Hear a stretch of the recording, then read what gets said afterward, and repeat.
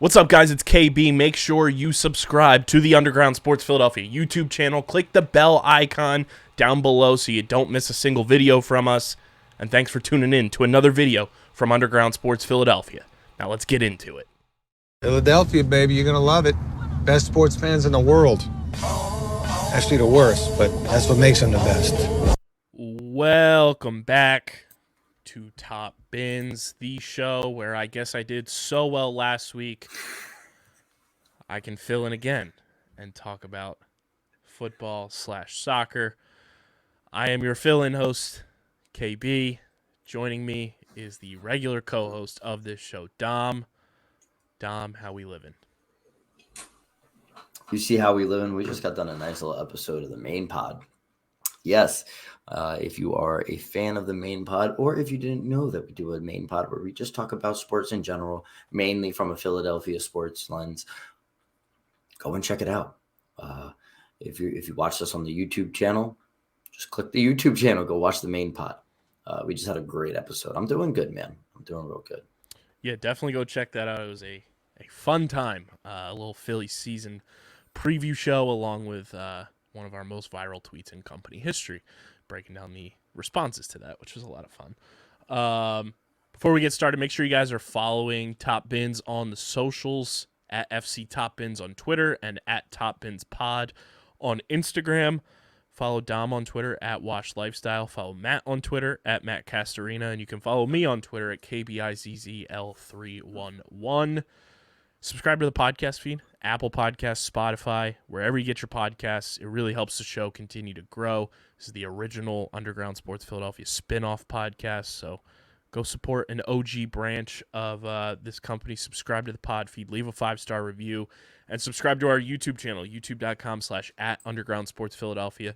It's where you get full video episodes of Top Bins every single week. You get shorts, you get clips, live streams, the whole 9 yards. I was thinking earlier this week, Dom, I think for the Champions League final and for, league finals, like we should have a watch along of some sort with you and Matt. I'd be down. As long as Milan are not in their Scudetto race or something like that, because I'll be somewhere else for that. But we can always stream from there. You can stream from phones. We may not be able to do it from, I can do it from my phone with Streamlabs. So we could. Subscribe to the YouTube channel. If we get to 500 subscribers, we can play around with that. Yeah, we did a vlog before. Yeah. Who's to say episode 2 won't happen? Top Bins TV, baby. Let's go. But yeah, go subscribe to the YouTube channel. Smash that like button. Ring the bell icon. That way you know when all of our content is dropping.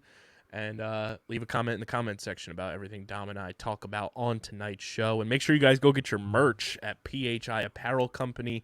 Official Top Bins merch at phiapparel.co. The official logo shirt, official hoodie. It's first edition Top Bins merch. This is the first time we've ever had Top Bins merch ever. So you can be the first to have Top Bins merch when you go to phiapparel.co. Use code UNDERGROUND for 10% off your order at any time. You can use that anytime to go get your merch, and it's the most effective and direct way to support us here at Underground Sports Philadelphia. So go get your merch and support Matt and Dom with your Top Bins merch. Dom, International Break Week, obviously kind of a slow one, but Matt did tabulate your guys' team point totals to date from the preseason with your squads. Break it down for the people. How's it looking? Well, for me, when it comes to the Premier League, it's actually kind of close. Matt and I have a difference of 20 points in Matt's favor. He has 293 points. I have 273 points. So in the case of the top tier teams that we picked, right, I'm getting 51 points from Arsenal. I'm also getting 35 points from Tottenham, which is not ideal. Brighton, 29 points. Matt is getting 44 points from Manchester City and 37 points from United. Now, in that second tier, this is where Matt has a bulk of the teams, and this is where he's doing a lot of damage. Fulham and Chelsea both on 28 points, and Newcastle with 40. Matt picking up Newcastle is huge for him. For me, I'm getting 30 points from both Liverpool and Brentford. So I can't complain with the consistency that I have there. That's almost as much as, that's more than Brighton. And it's almost as much as Tottenham. So my second tier teams are almost doing as well as my top tier teams, which isn't ideal, but it is what it is. I have the bulk of the teams from the third tier that we have, with Leeds, Bournemouth, and Everton. Everton getting me 22, Bournemouth with 17, and Leeds with 18.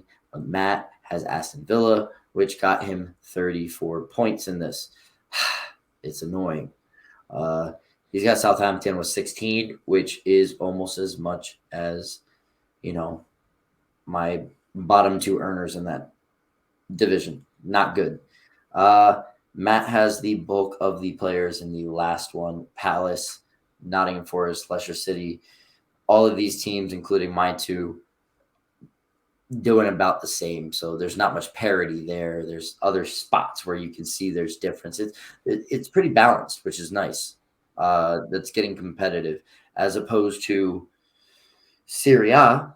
Matt with 317 and I'm with 266. So I'm down by 49 points. Right? No, my math is wrong. 51 points. So going into that top tier, I have Napoli, which is beautiful, right? But Matt has the bulk of the teams in there. He has Milan. Milan's doing well. He has Lazio. Lazio's doing really well. He has Atalanta, who is doing pretty well. And I'm annoyed, that I picked Udinese. They started off well. They've kind of tailed off. I did get to pick up Roma in the second tier, but Matt has Inter. I have Juventus, who, although I hate to see them climbing up the table like this, 46 points is nice. I have Fiorentina. They're not performing as well as I thought they would have done this year. Matt has Fiorentina. I have Torino. Excuse me. Torino's even doing worse.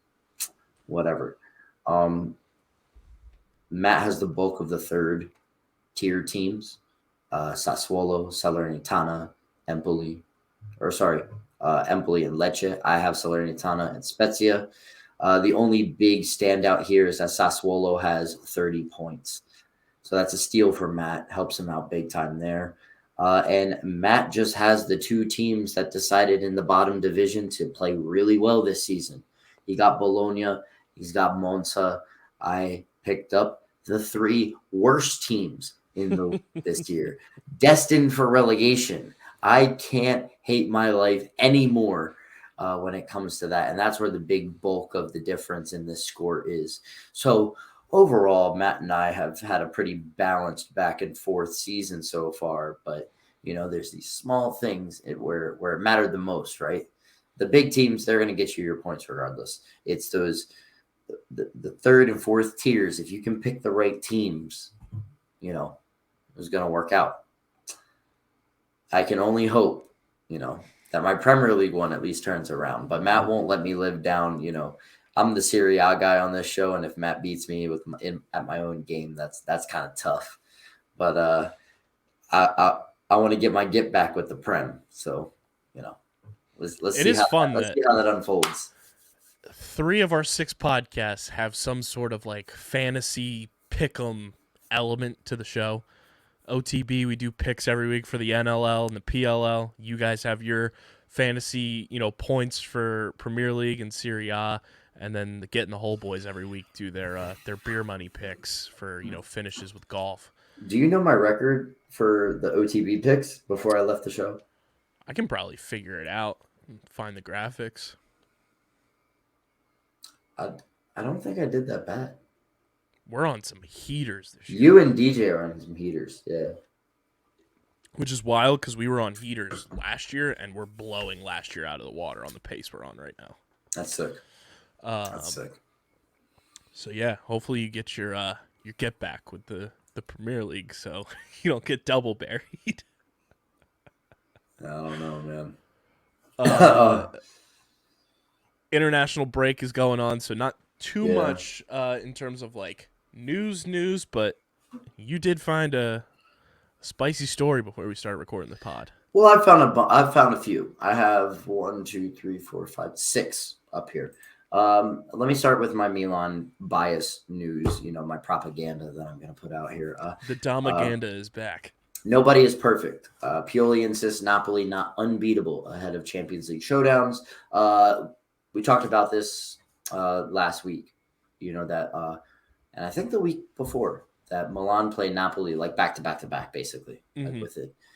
So it's tough. Milan and Napoli meet for the first time on April 12th with their first leg at the San Siro. I already said that they need to focus on the Champions League when it comes to this matchup because the league is already won by Napoli.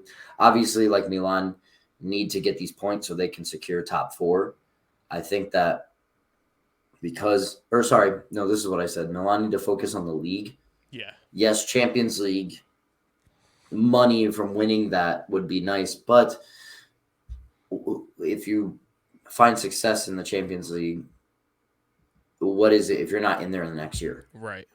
So Milan have lost 1 of their 9 all-Italian showdowns in Europe. They have 4 wins and 4 draws. So that's, good for them when it comes to the Champions League. Pioli said he wanted to play a foreign team just because Milan have fared better against foreign teams compared to Italian teams. The last time Milan went beyond the quarterfinals was in 2006, 2007. They ended up winning the Champions League trophy that year. They have not reached the last 8 in the Champions League since 2011-12, and they lost to Barcelona. So, it's been a while. And, Milan are not going to take this for granted. They're obviously going to play to win, but I think that focusing on the league is a little more important for them. And that's kind of what Pioli's saying is that, he wants to build on the Champions League history, but the SerieA top 4 battle is the most important thing. So it sounds like the team has the right mentality when it comes to all of this. Napoli are probably going to take off that game and rotate the squad for the league game, which allows Milan to pick up points. They just need to do it. They've been playing terrible recently, so they need to turn it around. Hopefully they can at that point. So it's all right. I think that it sounds like people, the manager and the people in the club have, the right mentality. On top of that, some other news coming out of the Milan camp is that Giroud and Milan are set to continue the deal that they have until 2024. He is enjoying his time there. He doesn't see himself leaving the club. So it seems, as per Fabrizio Romano, he'll sign a new deal, a full agreement in place, expected after the World Cup. So they have agreed on the final clauses: $3.8 million euro salary and add-ons, and that should be through 2024. So he's at least there for another year. I mean, he's been great for the club. I think that he's found a good place in Italy. He's obviously shown still on the world stage how good he is at the World Cup and everything. So I think that securing that striker is good, but he can't just be relied upon as the only sole striker for Milan. Zlatan's too old. They really don't have anybody else there. So they got to find somebody that can be played there. Giroud is great. There needs to be rotation. So not too bad. I'm happy about that. Staying in Italy. I don't know if you saw this, Kyle. There was some controversy with one of the players that was called up to the Italian national team for their games because of, what's his name? Matteo Retegui. He's an Argentinian born with Italian citizenship. Never has stepped foot in Italy. Has never played in Italy, has never lived in Italy. He's basically Argentinian. He decides to play for Italy. He gets called up for his debut and gets huge criticism from the fans. I don't know what Mancini's doing. Why is he bringing this kid up? He's not even Italian, this and that. He ends up scoring 2 goals in the 2 games he plays, right? Still a lot of criticism, people saying all this stuff, right? But Christian Vieri, very notable former Italian player, he's defended him, and he's basically, called him, the George Best of a SerieA missing leading homegrown talent. His kid's got talent, but he's never played in Italy. I don't think he stepped foot in Italy. But the one thing with Italy is that they have some young talent. They don't develop it correctly, and then it never comes to fruition within the national team. This kid could be one of the guys to spearhead a new movement of how you can bring in talent to the national team. I think,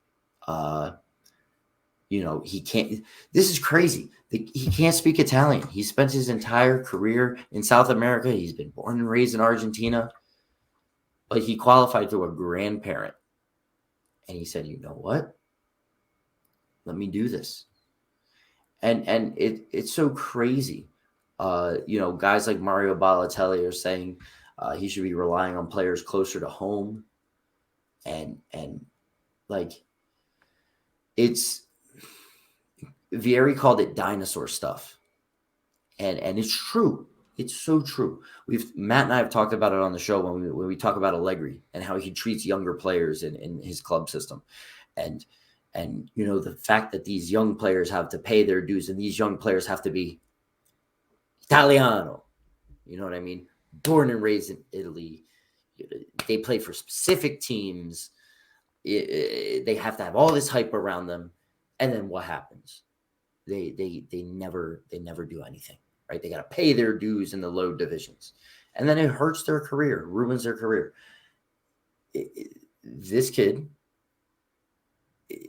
if he's worth it, why not bring him up? Why not give him a chance? I kind of look at that as a coach myself. Like, if you don't give the younger kids a chance, how are they ever going to improve? If you don't give them that experience, how are they ever going to improve? If this kid is talented and you're seeing it in his play in South America, and he says, I want to play for Italy, I can play for Italy, and he's one of your better chances, why not? Why not? He scored 2 goals. He might as well get a better chance. Are you seeing something that I'm not seeing? I mean, sure, like he's never lived in Italy, but too much. Can you answer that? Like, it's like too much like nationalism pouring through from Italy's terrible for that. Yeah, there's always. It's such an ancient, and I'm glad that Christian Vieri isn't even young, but like the younger generation Italians, even to Vieri's generation, and that's almost like a peer of some of these other people who have that old school mentality. The shift in mentality, because Italians are tired of seeing other teams win. We're coming up on 20 years since they won a World Cup. So Italian football has stagnated for so long and it's kind of like basked in mediocrity. And now that they won the Euros recently, and now we're qualifying for the next one. I mean, it was obviously spoiled by not qualifying for the World Cup, which I don't agree with. If you win the Euros, you should automatically qualify for the World Cup. I digress. People are seeing what is needed to be competitive in today's game. The old shit of the past that allowed the 2006 team to win the World Cup is back then. It doesn't apply today, 20 years later almost. And people are starting to realize that, because the people that are still in power and making the decisions and whatever, it's not 2006. Get with the times. Spicy, you're talking about spicy, right?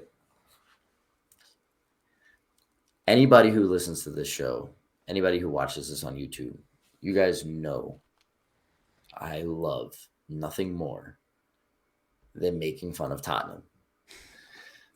As you can see on my wall, I have Arsenal jerseys on the wall. I'm not just a fraud, okay? Like when I say I have an affinity for Arsenal, there's a reason, okay? So, coming out of the Spurs camp, Tottenham director Fabio Paratici banned from football worldwide by FIFA. He's been banned after FIFA extended the punishment imposed in Italy following his involvement in Juventus's penalized accounting practices.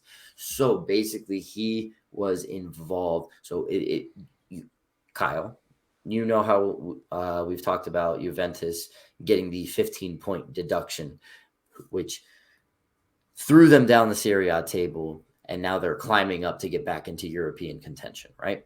So Paratici joined Juventus in 2010. He was their sporting director between 2018 in November and the summer of 2021, so a little more recent. And then he took up a similar role at Tottenham. The investigation into Juve's accounts scrutinized transactions between 2019 and 2021 when he was at the heart of the dealings. So, basically, he's been banned from football. How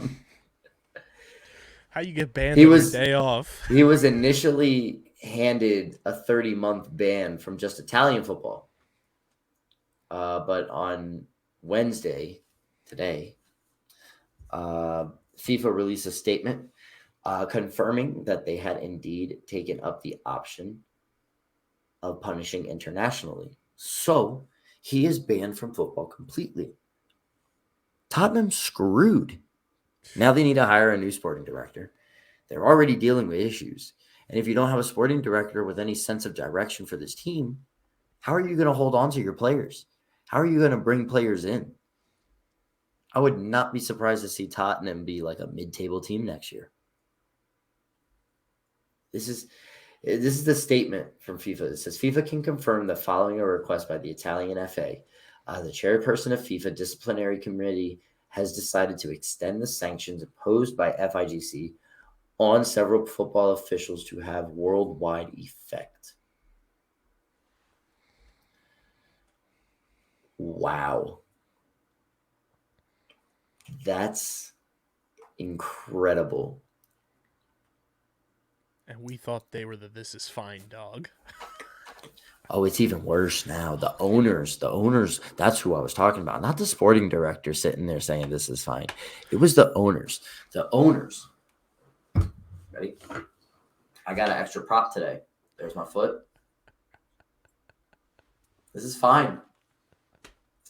This is fine. Everything's burning around us. You know what? I'm just going to sit here. There it is. Free content, right? Listen. Oh my God. It's so funny. All that dust in their trophy cabinet just was kindling for this fire, and now the whole thing. You can't write this stuff, man. You can't write this stuff. And of course, it's all linked to Juventus. I love it. I don't know if you saw my glory. I don't know if you saw my tweet the other day. I quote tweeted something, and it was when Juventus won one of the Scudetti in their run of like 9 straight, and it's from a Juve account, and it says, "What do you miss the most about this picture?" And I quote tweeted it, and I said, "The corruption." Man.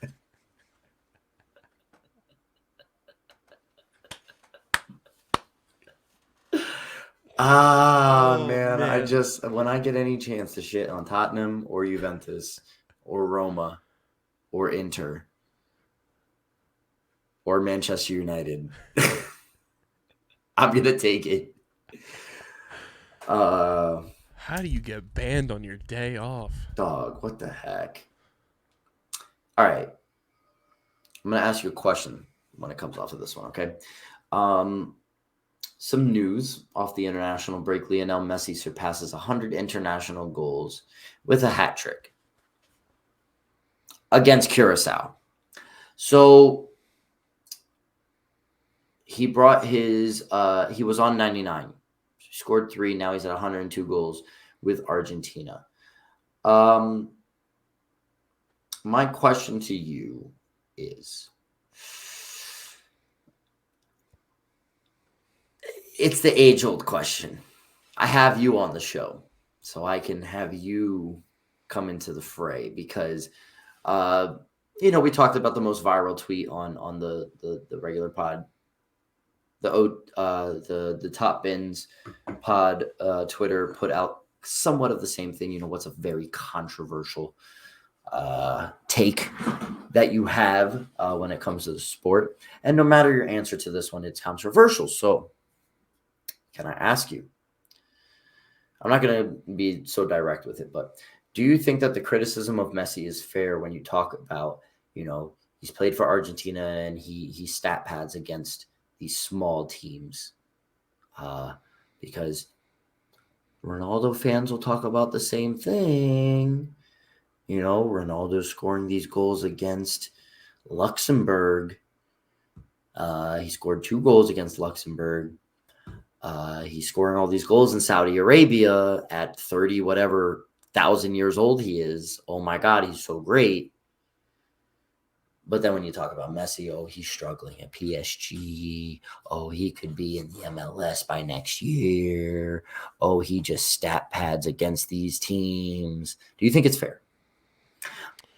Basically, what I'm saying is, are you taking Ronaldo or Messi's side in this, Kyle? So choose wisely. I mean, I'm always Team Messi. Okay. I have a fun spin zone on the polar opposite takes on why one person gets the holier than thou versus insane criticism that might make you fall out of your chair. What do you mean? Messi gets hated on because he's a short king. You know what I think it is? And Ronaldo's like this chiseled supermodel type. That's why Messi got the tattoos. First on his leg, the eyes, and then on his arm. Messi's this short king who goes out, does his job, plays who's on the schedule, and gets hated on because he's a short king. He's not flashy. Listen. Now, this is crazy because Ronaldo's come up was before social media. So you had to watch Manchester United on TV to see how good Cristiano Ronaldo was as a kid. He was incredible. However, he was also extremely flashy. And the biggest criticism of him at the time when he was young is that he was too flashy. And that was going to be his downfall. He cared more about flashiness than converting the stats. He went to Real Madrid. Real Madrid, he is insane. Still flashy, extremely flashy. But as the years go on, you can see that he became more methodical and clinical in his approach. And then as the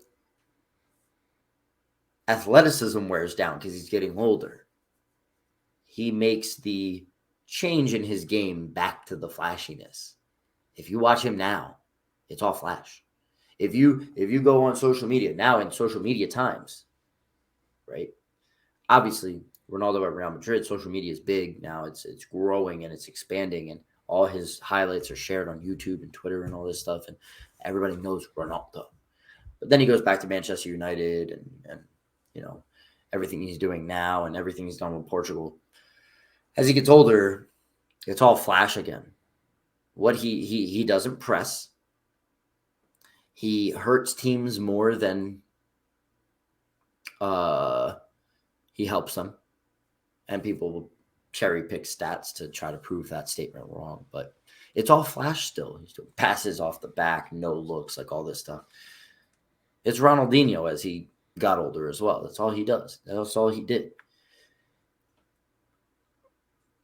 Messi has always been clinical. He's never been flashy to the point of like what I mean by like Ronaldo, Neymar flashy. The only other player that I can say is clinical when it comes to how they play. They're not super flashy is Mbappe. And Mbappe's flashy. But like Messi was the player where, like you said, he goes in, he gets the job done. He does exactly what he needs to do. He's clinical with every single thing that he does. And he still is able to pull off shit that when you look at it, you're like, that's absolutely magical. To the common fan, it looks like, oh, he just like dribbled through a bunch of people. Like, how hard is that to do? But then they'll watch Ronaldo and they'll see him do like some step overs. And they'll be like, oh, that's sick. Right? Ronaldo is the common fan's favorite player because of his flashiness. Oh, did you see the back heel assist he got against Everton? Oh, yeah, but how do you do against Manchester City? No goals, the terrible pass percentage, right? How many shots on goal did he have? When did he get subbed off? Did he throw a temper tantrum? You know what I mean? Like, this is what you're talking about. And now Messi don't do that. At least, for most of the cameras to see, you don't see a lot of that. As some people will say that Messi's being babied, when it comes to that stuff, the treatment by the media. There's all this conspiracy theory that everybody's out to get Ronaldo. That's insane. Tell me if I'm in the wrong here. Ronaldo, the viral tweet of for the NFL where it's like, quarterbacks put this on social media, running back puts this, and then wide receivers like, oh, I'm getting stabbed in the back by the snake that fed me or whatever. That's Ronaldo, and Messi's a quarterback. You know what? You are not wrong. You're not. Yeah, I agree with that. I agree. Ronaldo would be the guy to like all black, like a completely blackout like picture with the eyes emoji. Just like the tweet is typical quarterback tweet. Love my teammates. God is good. Running back tweet. Keep grinding. Tight end tweet. Derp. Wide receiver tweet. The enemy speaks kindly and holds a knife. Yeah, that's Ronaldo. Yeah, so it's cool. Messi, over 100 goals for Argentina, just furthering his legacy even more. I mean, I don't know how anyone can say that he's not the greatest of all time. You can slam my Twitter DMs for that. You can mention me and kill my mentions about that, but I will stand by it 110% that Messi is the greatest of all time. Messi is the greatest of all time. And if we want to get even hotter on the hot takes, I was the only person that responded to the top ends one. So all of you guys are fake because you don't follow us on Twitter. Yeah, and if you do, you don't interact with our tweets. And We're trying to get more active on the top end socials. So you know what? I dislike that. I'm deeply disappointed in the fans of this show who listen weekly. And I know there's some people out there. And I know there's some of you on YouTube that watch this. Listen. You gotta get with the tweets, man. All right? I have a hot take. And I know some people on Twitter that agree with me. I don't know if this is just because it's nostalgia for me and there's a nostalgic factor, but Neymar is better than Ronaldinho.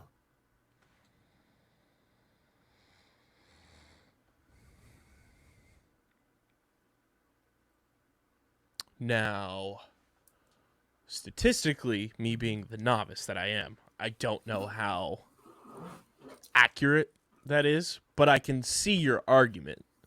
And It's an argument worth, I think, bringing to the table. It's one of those, it's very similar to like how I bring up the NFL again, where like quarterbacks get debated all the time. Who's better is it? And now the new one's going to be Brady versus Mahomes until the end of time. It's that type of thing when it comes to the superstar soccer players. It's similar to the quarterback debate. Mm-hmm. I think this is why I say this. The first argument that somebody gives against me is, well, how many Ballon d'Ors does Neymar have? Ronaldinho won a Ballon d'Or. I get it. He played in an era where there were guys like Thierry Henry and Didier Drogba and, you know, a younger Zlatan Ibrahimovic and Zidane and all these other guys. Neymar played in the era of Messi and Ronaldo. And I get it. Modric won a Ballon d'Or. Benzema won a Ballon d'Or. But that's both when Messi and Ronaldo's careers started going on the tail end. These guys dominated world football for over a decade. It's very tough to be better than these guys. So, of course, Neymar doesn't win a Ballon d'Or. What? Are you kidding me? Neymar is not a product of being paired with Suarez and Messi at Barcelona. Neymar only elevated what they had there. Sure, he is injury prone, or you have these conspiracy theories that whenever it's his sister's birthday, he gets injured, and it happened again this year. So here we go. It only furthers the conspiracy theory. But I think that a lot of people discredit his career because, one, he went to Barcelona and played with two of the best forwards of all time on a team that still had pieces that were absolutely top notch, and they were still one of the best in the world. And yes, he doesn't have a Champions League either, so you got to be careful with that. But he's not a product of just being on that team. When he's at PSG, he's himself still. He's not, a product of everything else. Like he's not Mbappe's sidekick. Okay. What people tend to forget is they underrate Neymar because a third of his career was played at Santos in the Brazilian league. So like, oh, well, he did all this stuff that was fancy and his highlight reels were half done because, his viral ones were when he was playing against plumbers in Brazil, right? I don't want to hear that bullshit because he was doing the same thing at the international level. He was Brazil's number one his entire career. I don't want to hear that. If you're Brazil's number one, you're one of the top guys. And of course, Brazil doesn't win some trophies. They don't win a World Cup. They don't, whatever. When you're looking at the talent of some of these other teams, like the Germany team in the early 2010s, France, like Spain. Spain was one of the most dominant teams in world football. Netherlands are really good. It's very tough for Brazil or Argentina. You want to talk about this whole thing? Messi was so unsuccessful for so long. Messi won the World Cup now because there's this young, resurgent group that has brought this team to the next level with very good quality veteran presence. Brazil has been a shit show at the national level, and the only person they could always count on was Neymar. And the stuff I saw this man do as a teenager was incredible. Absolutely magical. And I've seen Ronaldinho like montages and highlight tapes and stuff like that from when he was at Barcelona, because that was before I started becoming a big fan of football. I remember Ronaldinho at AC Milan. I remember Ronaldinho post AC Milan. And it's the same thing that I said about Ronaldo. It's all the flash, all the extra, the actual productivity. It was past that. He was good for Milan, but he wasn't Barcelona. You see what I'm getting to? I have a fun comparison that I think is accurate, and I think you'll appreciate. Is Neymar to football what Chris Bosh was to the NBA? No. Because I feel like you Chris mentioned, Bosh like, is more of an unsung hero than Neymar is to football. I'm going from like the underappreciated stance that you were bringing to the table. Like, I think Neymar is appreciated pretty well.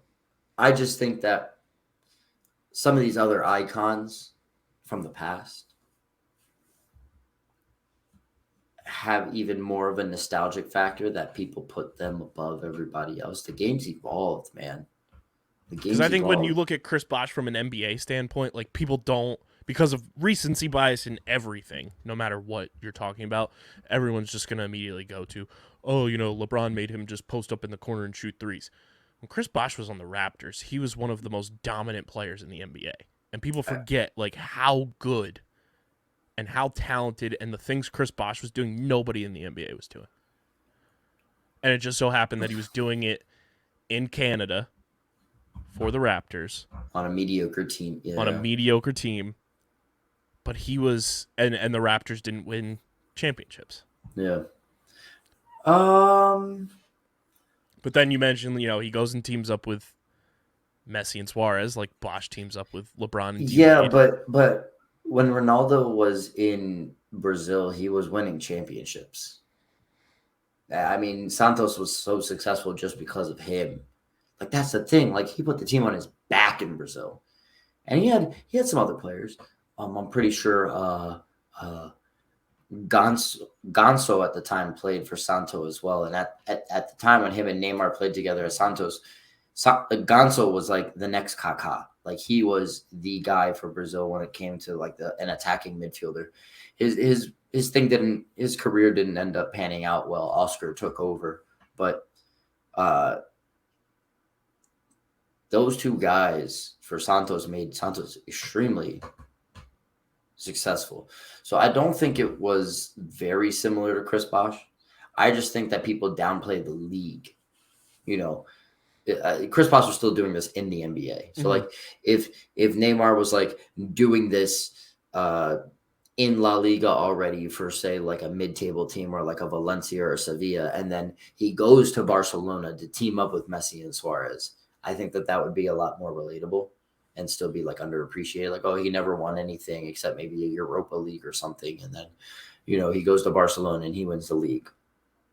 Big whoop, right? Like, he's with Messi and Suarez and Iniesta. Which I think so many people feel the same way about Chris Bosh. It's like, oh, big whoop. He's with LeBron and D-Wade and wins a championship. And then they say like, oh, he went to League One in France and he's playing against like terrible teams. Again, he's playing in a farmers league, and he's playing on the team with the most money in the league and this and that. Of course, they're going to win championships, whatever. So that's why they always bring up, oh, he doesn't have a World Cup. Oh, he doesn't have a Champions League. And they'll hold that against him when it comes to these type of arguments. But I'm telling you, when you look at skill and you look at just what each player has done in the game, it's a lot closer than you want to think.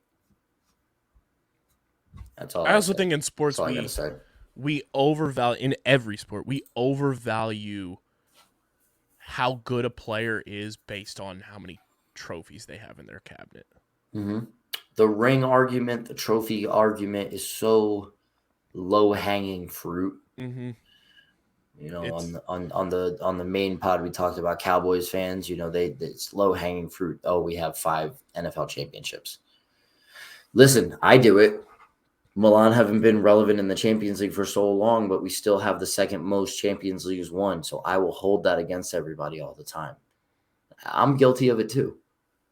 So yes, you can use my logic against me, but I'm still telling you I don't agree with my logic in this case. I don't. And it's like, Neymar might not have the trophies in these big categories and everything. Neither did somebody like Dan Marino in the NFL, who is statistically and just on the eye test alone, one of the greatest NFL quarterbacks of all time, never won a Super Bowl. Zlatan Ibrahimovic is, in my opinion, could be considered one of the top 3 strikers of all time. And he's never won a Champions League. He's never won a World Cup. He's been successful in every league that he's gone to, with every team he's played for. But he's never won the two big ones. Does that tarnish his legacy? I don't think so. People still consider him one of the top 3, if not top 4. I wouldn't go outside of top 4 for him of all time. Why can't Neymar be in that contention too? Right. Why do you have to hold him to such high standard? And they've been doing that his entire life. When he was at Santos playing it, and you know, the main stage was him playing for Brazil. Everybody watched Brazil matches because, oh, Neymar's on the national or international stage now. He's not playing for his Brazilian team. So people expected more from him. And if he just came out, you know, he kind of just kicked the ball around and did some flashy moves and then got an assist, it would be disappointing for people. They'd be like, oh, I thought Neymar was going to do this or do this. And then as he got better, and then he goes to Barcelona and he gets better as a player, it's absolutely incredible. He's just so good, clinical, yet flashy. People want to talk about him diving and this and that. Who cares? Who cares? People know it's Neymar and they know he likes to be flashy. They talk about Neymar being injury prone. That's because people go out and hunt his ankles down. The reason he's so injury prone is because people have gone out to injure him, especially when he was playing in Brazil. So now it just happens. You can't hold that against him. Listen, if you want to debate with me on Twitter about this, just go and respond to my tweet, or you can tweet at me at Watch Lifestyle. I'll talk about this more on there. I don't want to keep going off on this on kind of just like riffing, but seriously, tweet us your own takes too. Yeah, let me know your takes. I'm willing to talk about a lot of them. I'm sure when Matt starts feeling better, he'll get more involved in that as well. Listen, you don't want to get on Matt's bad side with a soccer debate either. I'll tell you, I've lost my fair share growing up with him, so this is it's not ideal. Just the last little bit of news. This one puts a smile onto my face because both of these two guys are very iconic. With, you know, me growing up watching the sport of football, but like Sir Alex Ferguson and Arsene Wenger are the first 2 managers to be inducted into the Premier League Hall of Fame. Before it was all players. These are the 2 managers, and I couldn't agree more. Both of these guys are iconic. Arsene Wenger led the only Premier League team to an invincible season. They did not lose a single game. He's always managed a very good Arsenal side, even when questions were asked and the fans were against him. He helped Arsenal run at a profit for many years, almost to the fans' dismay. But who cares? Arsene Wenger was a visionary. He was one of the best managers I've seen in world football. And he's got a good eye for jackets. See, you didn't smile, so you don't know my reference. But Arsene Wenger is always known for these super long zip-up Arsenal jackets that go like halfway down his shin because it's so cold outside. And like there's like a meme, like you can look it up, but it's like he's struggling to zip up his jacket. It's the Arsene Wenger jacket memes are a classic. But the other one, Sir Alex Ferguson, one of the most successful managers in the Premier League era. I mean, the Manchester United teams that he was able to manage just year after year after year. There's a reason Manchester United fans hold this elitist type of view about their team over other teams. And there's a reason that Manchester United is such a brand in world football. And it's because of this guy. I mean, hell, I was growing up watching Legends of the Hidden Temple on Nickelodeon, and they were sponsored by Manchester United.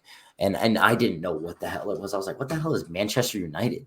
No, I'm a kid. I don't know anything about England yet. Like, I don't know anything about professional soccer. You know, I didn't know what that was. We didn't have the sports package like that for me to watch that, you know. But as I got older and I start seeing these Manchester United teams and Cristiano Ronaldo and Carlos Tevez and, you know, even all the way up to Zlatan Ibrahimovic. Sir Alex Ferguson has. Oh wait, no, Zlatan didn't play for Ferguson. Excuse me. But anyway, the teams that he managed, he held such high expectations for his team. He was always straightforward and told them like it is, but he also had this caring instinct for them that just set them to the next level. He allowed players to be themselves, and he could see the potential in players and give players chances, and he knew exactly when to play them. And, he helped run the Manchester United Academy that brought forth some of the best talent England and Great Britain has ever seen in a single class. You're talking Scholes, the Neville brothers, Beckham, and Giggs all graduated the academy at the same time. What? And that's all because of this guy. The history of world football was influenced by this guy. 13 championships, 16 Premier League titles between the two of them. And you want to talk about a time of loyalty. These guys have stayed with the same club forever. Forever. Sir Alex Ferguson is the only coach to win the Premier League 3 times in a row, doing so on 2 different occasions. That's 6 of his 13 championships. Is that good? I think that's pretty damn good. That's Michael Jordan numbers, dude. Michael Jordan numbers. It's stupid. It's stupid. Wenger came to the Premier League in 1996. He was one of the Premier League's first foreign coaches. And Arsenal was just incredible. So for both of these guys to be the first 2 managers, I think that's very fitting for the Premier League Hall of Fame. These guys stand above the rest of the great Premier League managers of all time. Easily. These 2 guys are the most iconic. And at the end of the day, you may see guys like Klopp and Guardiola in there. But these 2 guys deserve to be in there. Any fan that knows soccer would agree easily. These 2 guys deserve to be there. 100%. I found this fun article too for International Break SZN from Talksport.com. Mm-hmm. Kind of doing in a sense, like a what if / hypothetical summer transfers that could happen this coming summer in the Premier League. I'm going to read them off to you. You give me a yay or nay on if you could see it happening or if it's just completely outlandish. The first one on the article, and we'll link the article in the YouTube and podcast description as well so you guys can read everything. Christopher Nkunku, probably just butchered that, but Christopher Nkunku, yeah. To Chelsea. That's not bad. To Chelsea? Are there any I don't know if you see this, if it's an article and there's like a little something written underneath or not. Yeah, so it says does he have interest from any other teams? It says, let's see. So they kind of just list off their reasoning of why. Yeah, what they said. They said, we'll kick off with a move that is all but complete. Chelsea are determined to build a team that can challenge at the top for years to come, and he will only aid them. The 25-year-old made his name with PSG, but has really kicked on since joining Red Bull, scoring 64 goals and providing 52 assists in 163 games.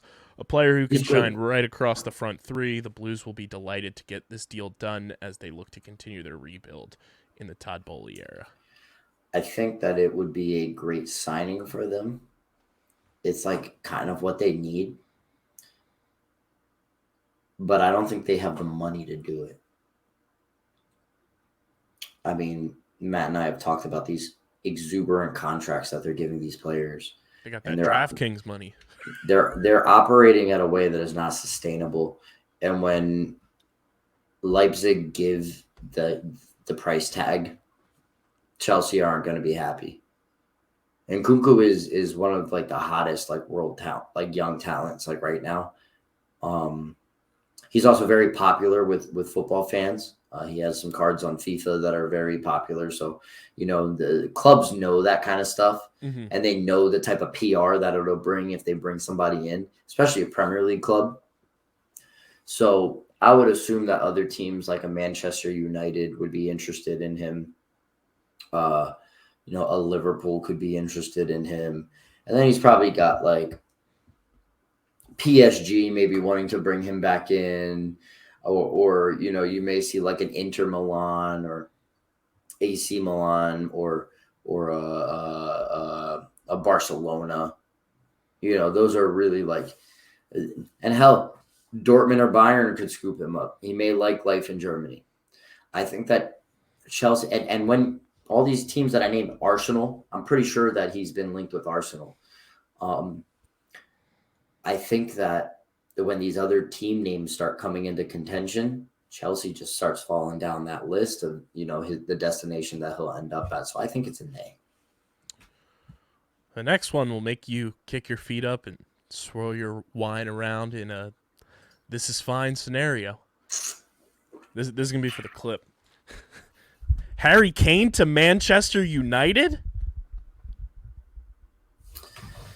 Meanwhile, can we have a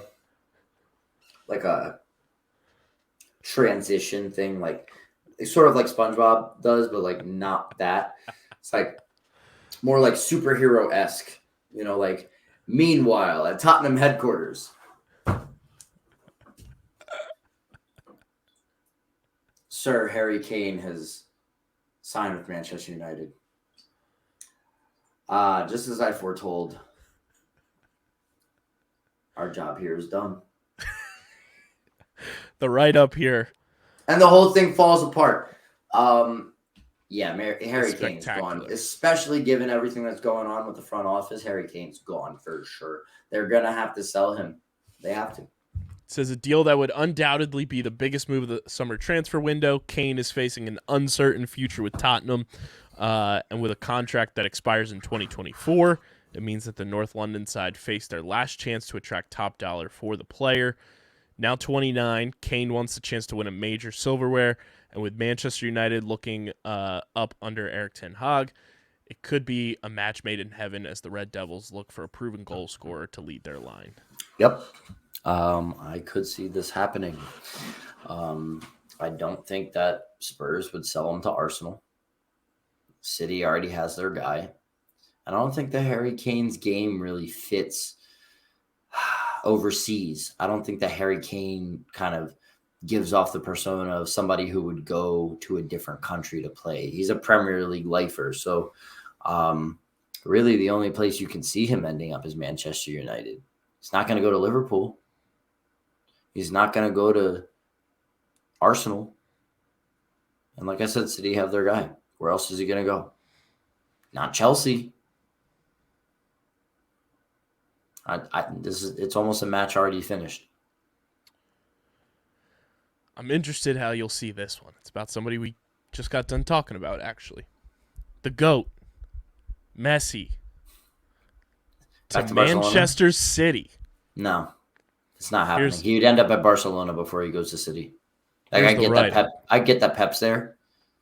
No, like I get that Pep's there. I get that they have Holland. I get that their system fits his play style. He could play as the center forward in a 4-3-3 false nine. He can play as a right winger. I don't see it happening. I could see Messi in Barcelona. So they list Barcelona, Inter, Miami, and then a lucrative move to Saudi Arabia as well. Have all been touted. That's not happening.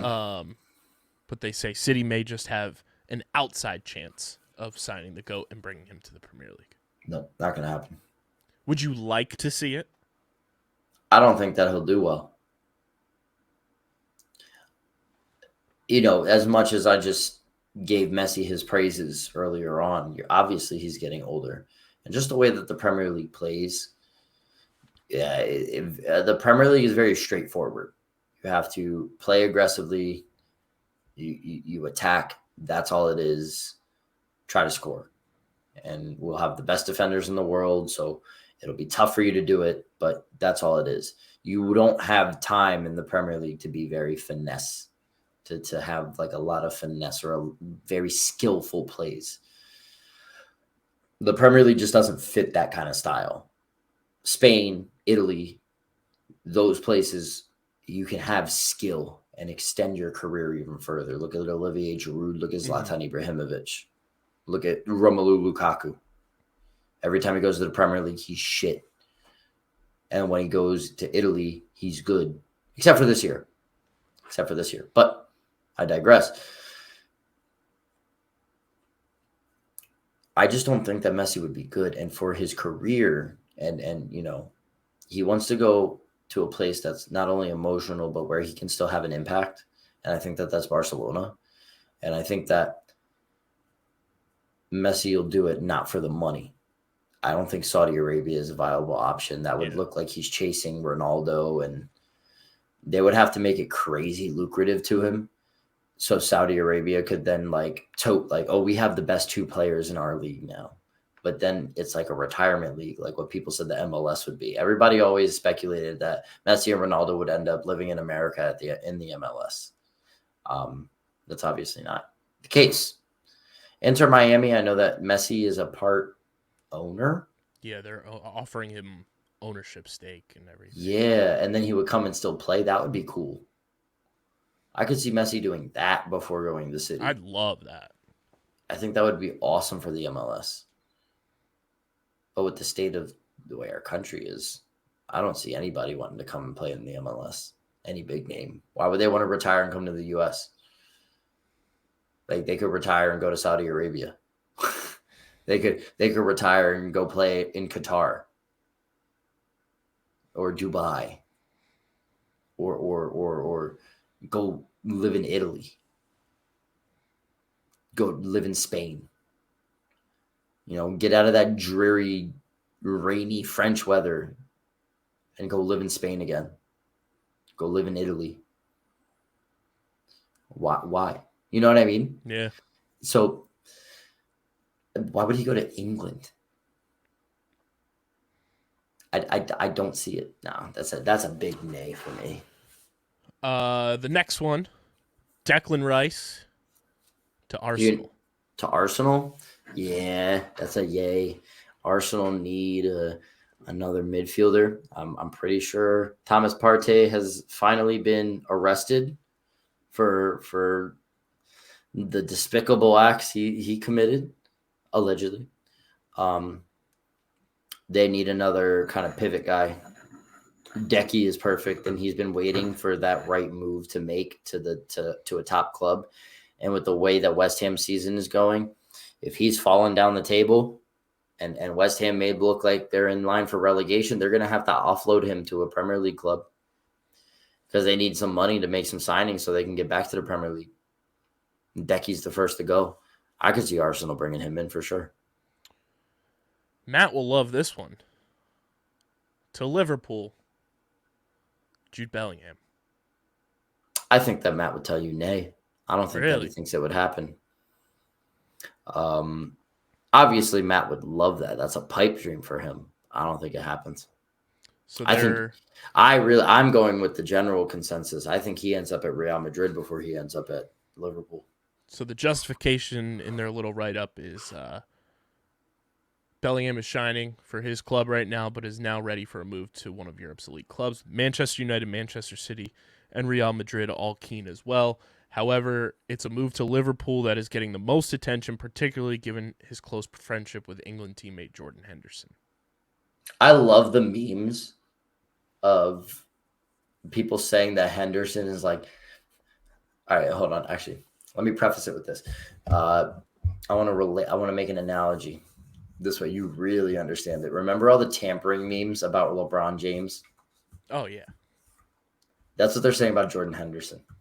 Because like they were at recovery, like ice baths or hot tubs or something, and like Jordan Henderson took a picture, and he was like recovery with the bro, and somebody Jordan like Henderson's basically Bryce Harper.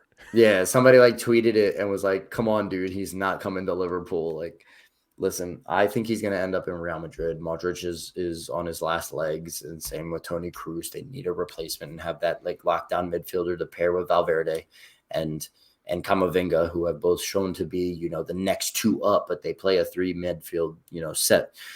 Modric is going to be on his way out. Same with Kroos. You might as well go out and get the top dog. That's what Real Madrid does.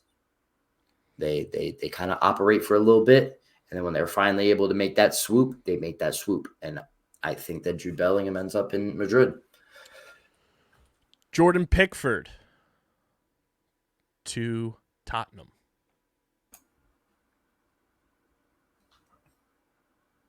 Maybe. I could see Tottenham with their depth. I mean, obviously, Lloris hasn't completely stayed healthy. They've had to play Fraser Forster. They need a better backup. Forster's all right. Pickford's better. And again, Everton could be a team that needs to sell some players off because they are in the relegation zone. That's England's starting goalkeeper. I don't know how he's still England's starting goalkeeper, but that's who Southgate has his trust in over Aaron Ramsdale and stuff. So I could see him ending up. He's the type of player that needs to be at a. I use this very lightly, top club. You know. The next one is somebody just leaving the Premier League altogether. Wilfred Zaha to Saudi Arabia. That's kind of out of left field. So it says the Crystal Palace star has been regularly linked with a move away in previous seasons, but now he'll finally get his chance.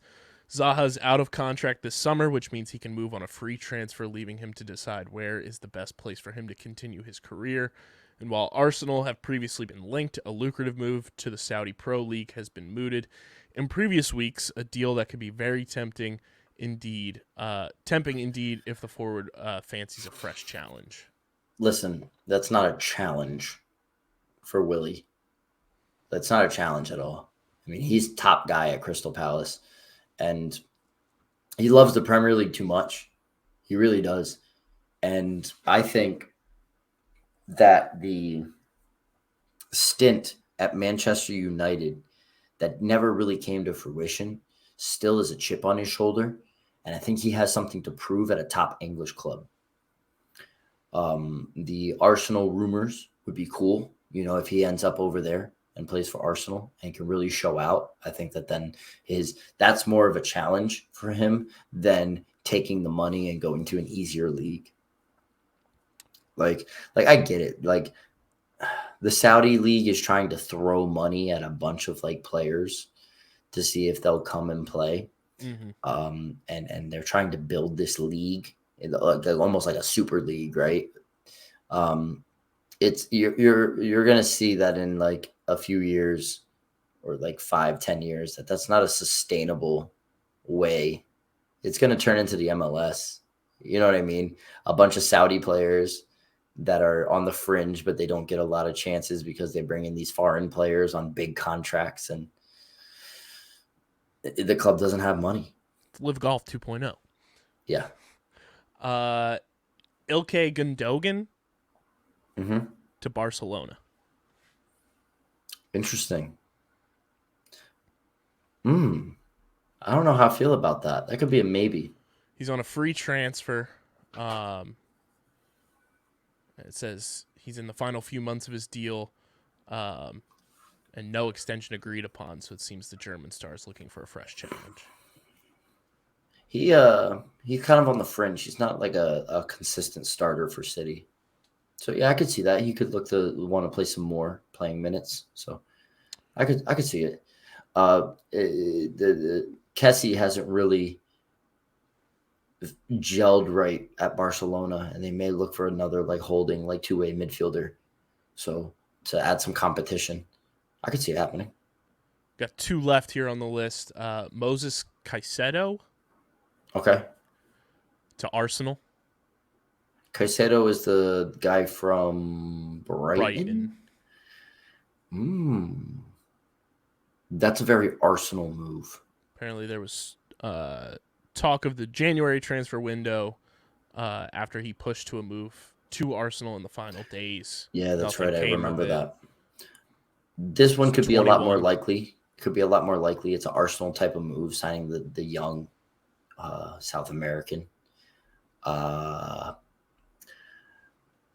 other thing that's weird about Brighton is Roberto De Zerbi may not be the coach anymore. So this may be like a full rebuild for Brighton. They already sold Cucurella, who is one of their top players.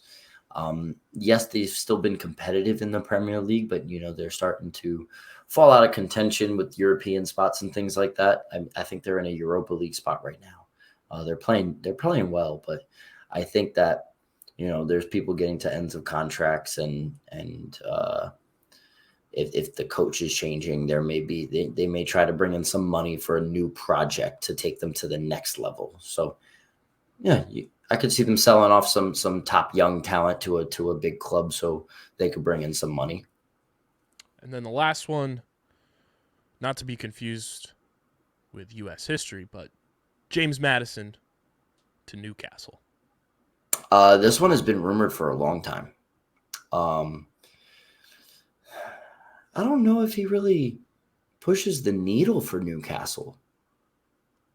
This could be a maybe. Newcastle's on the fringe of being a really good team. I don't know if Madison's the right player to spend the money on. I know he's looking to get out of Leicester City, but I don't think a move to Newcastle is the right thing. Obviously, they're a better club, but for Newcastle's sake, I think they need to look for somebody better. That's all they listed in there. And I can't wait to title the episode Harry Kane to Manchester United. Can we like make a clickbait like whole thing like we're like this and then and then we Harry Kane to Manchester United? Question mark, exclamation mark, question mark, exclamation mark. Clickbait all day, Kyle. Let's do it. Come on. If you That's made how we it get this the far clicks. in the episode, comment #HK in the YouTube comment section. Yeah, that's how we get the clicks, Kyle. That we just have to lie, Pretty much. People will click. You just have to People lie. will click. Hey, real quick, before we end the show, I just want to ask you a question. I didn't get to ask you this on the main pod. So, who's the best rapper ever? Biggie, Tupac, Lil Wayne, Kendrick, or somebody else? So I saw this debate with Biggie and Tupac involved. And it also included Jay-Z. And then people throwing like the Jay-Z Nas debate in. Neither of them touch Wayne or Kendrick, in my opinion. So they're completely out, in my opinion. So here was the fun like spin zone on Biggie and Tupac. We view their music as like this holy grail, Hall of Fame, like no skips type of music, because their lives were cut short. Every rapper out there has an album that not everybody listens to. People say it's a miss, this, that, and the third, throughout their entire career. We never got to that point with Biggie and Tupac.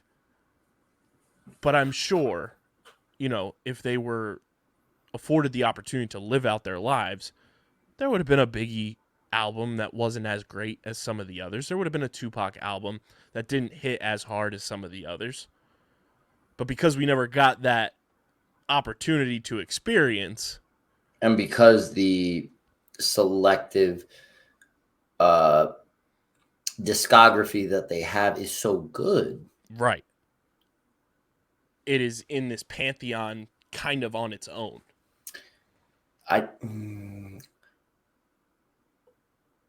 But I agree with what you say about Lil Wayne and Kendrick.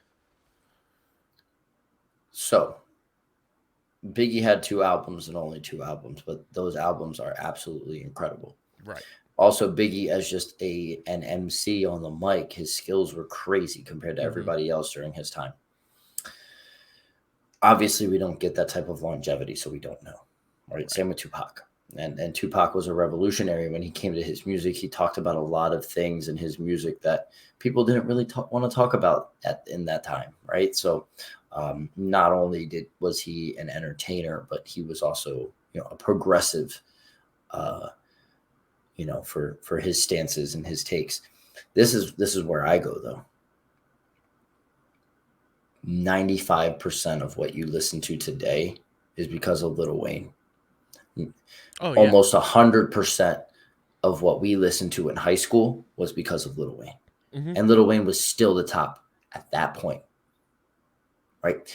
You ask any rapper, who did they listen to growing up? I guarantee you one of the artists they say is Lil Wayne. He was huge, and he still is. Drake wouldn't be a thing without him. Nicki Minaj wouldn't be a thing without him. A lot of these rappers, thank you.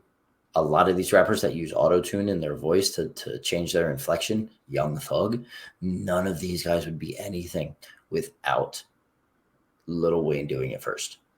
110%. Yeah, Lil Wayne is on my, if you eliminate Biggie and Tupac from the discussion, he's above them for me. And just simply going with kind of our era of cognizant memory too, where Biggie and Tupac were around, but we weren't fully living in that era. Yeah. Our generation is the Jay-Z, it's the Lil Wayne, and then Kendrick and J. Cole came along as we got, further into high school and everything. That's kind of our era of rap. Yes, although we grew up in the 90s. Right. And in the early 2000s, right? That wasn't what we listened to. We didn't get the freedom to choose the music that we wanted to listen to until we got into the mid 2000s. So, for us, right, our generation was obsessed with 90s culture, right? You see it today with the kids, the teenagers nowadays, they're obsessed with 2000s culture. There were certain sections of us that were obsessed with 90s culture. There were certain sections of our generation that were obsessed with stuff way back. So 70s culture, maybe some 80s culture, but because you saw in the 2010s and stuff that the resurgence of electronic music and a lot of that added in the pop music. But I digress. So, we had a large section of people who listened to rap who were obsessed with old school rap, 90s rap, because at the time that was still the golden era, right? We were living in what I now consider the golden era. But for us, the golden era was the 90s. Everything was good. It was so cool to listen to. You had Wu-Tang and Nas and DMX and early Jay-Z and Tupac and Biggie, NWA, Snoop Dogg. The list goes on and on. That's why we hold Biggie and Pac on this pedestal, especially the people nowadays that talk about this stuff. But if you talk to people that lived it, they were teenagers during this East Coast, West Coast beef, they may not agree with you so much because they know oh, these guys were amazing, but what happened afterwards is even better. And nobody comes close to Lil Wayne, in my opinion, lyrically, musically, bars, I can still rap Lil Wayne songs. Oh yeah, word for word. I can do maybe Biggie's or Pac's main songs, most popular songs, but you can put on a random Lil Wayne song and if I haven't listened to it for a while, I gotta listen to it for a second and then I will start reciting lyrics. This guy is the pedestal. And Kendrick has gotten close, in my opinion. But Wayne is just a different level. And I know that we're talking about this on a soccer podcast, but it's the fun bonus content for the people at the end. Yes. I have a fun take to add to this too. came all the way out here a minute or an hour and 20 minutes into this. You guys are the real ones. You know who's somebody that doesn't get appreciated enough in the rap hip hop space? Because when he was doing his thing, it was like, oh, he auto-tunes. It's not his real voice.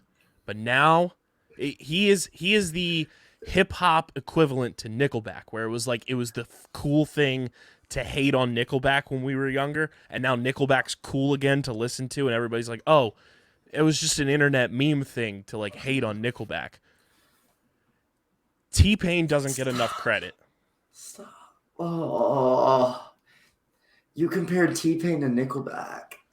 In the hip hop space. Like, I'm not saying like they're the same, but like the type of hate that T-Pain would get simply because he used autotune was bananas. I don't know if I agree with that. T-Pain was that dude. I agree with you. T-Pain is that, like, go look at T-Pain's Grammy nominations from 2008 to 2010. And he's in every single category. And not just the music that he released under himself. He wrote music for other artists. Mm-hmm. He is a musician more than just a rapper. His rapping skill is incredible. But what he was nominated for the Grammys for these songs: Bartender with Akon, Good Life with Kanye West, Kiss Kiss with Chris Brown, Got Money with Lil Wayne, Low with Flo Rida. He was nominated for Album of the Year for the Carter 3 as a featured artist and producer. One of the greatest parody songs of all time, I'm on a Boat with The Lonely Island. Blame It with Jamie Foxx. And then nominated for Best Contemporary R&B Album for 3 Rings in 2010. Listen, T-Pain is one of my favorite artists ever, so he's amazing. Buy You a Drink was my ringtone for at least 3 years. So he's incredible. Speaking of T, and I bring this up too because did you see his new covers album? Yes, I haven't listened to it yet, but I thought about doing that. I heard it was good. So good. He covers Journey, Ozzy Osbourne, and it's unbelievable. Oh man, I gotta give it a listen. I have to. He covers Don't Stop Believin', and like if Journey ever goes on tour again, I need them to bring T-Pain. That's wonderful. That's wonderful. T-Pain's that dude. Hey, just so you know, I have 12 votes. Let me get more votes. If you guys are listening to this, if you listen to this before the 24 hours is up, there's 19 hours left at the time of recording right now. 10:23 p.m. Eastern Standard Time. Excuse me, 10:24. The time just changed. Biggie, 16.7%. 25% is Pac. 41.7% is Wayne. And 16.7% is Kendrick. So the people who have responded to me, I think, know their stuff. Do we have anything else to talk about? I think that's all I got. I just went and retweeted the poll too. Yeah. Hey, also, before we get out of here, if you like food content, please follow me. I'm getting back into sharing stuff on Twitter. Did you see my National Cheesesteak Day post? It's great. Oh my God. I mean, this was all from when I worked at the deli too, at Giovanni's. Shout out to Giovanni's. 31st in delis in New Jersey. So inside the top 40, and they deserve it. I mean, oh my God. Like, I'm looking at them right now on the big screen. I'm getting hungry, Kyle. And you saw the other one, right? The one that I responded to, like a chef. And he was talking about sandwiches. And oh yeah, the reply. Oh, dude, like that's mint. I said, oh my God, these are just, I'm still getting impressions on this today, like notifications. People are still seeing it. I tweeted this a week ago. People are still seeing it, which is crazy. This is why when we have an HQ, we'll just have a full-blown kitchen to film kitchen content. Don't tempt me, Kyle. Oh, I'm tempting We're going to have our own fantasy factory one day. Temptation is the devil, Kyle. All right, listen. You cannot do this to me, okay? Do not. Because I will come in there and show you my birria recipe. Incredible. Dude, I ate before the first show, right? I decided, because we're meal prepping, I didn't want to do birria beef, pork, which is a lot cheaper. I bought pork chops, big ones. I got 3 pounds for like $5. Oh, dude, it's great. So I seasoned them up, made my broth, gave them a little sear, put them in the pressure cooker. Oh, fall off the bone, shredded it all up. Made some coconut rice. Put it with the coconut rice, a little bit of cilantro and red onion. I didn't even need tortillas. I made a bowl out of it. Put some avocado on the top. I'll give the people one final note. If you live in the southern New Jersey area, there is this taco place in Cape May. I hope they continue to have it because it was unbelievable. Cheesesteak birria tacos. How? I don't know how they did it. It was one of the greatest meals I've ever had. So much so, because I went to this place after my best friend's wedding last year that I officiated. We all went out in Cape May after. It was so good. I told my parents, I said, we're going here for my birthday lunch the following week. Went right back. Ordered the same thing. Hell yeah, dude. So good. So good. There's a birria quesadilla that's the size of a medium pizza that you can get from this spot called La Dolce Vita in Medford. So those of you in South Jersey, La Dolce Vita in Medford, it's like $13. It's like a burrito. Like take 2 burrito tortillas, so like the 12-inch or however big they are. I think they're like actually like 16 inches or something like that.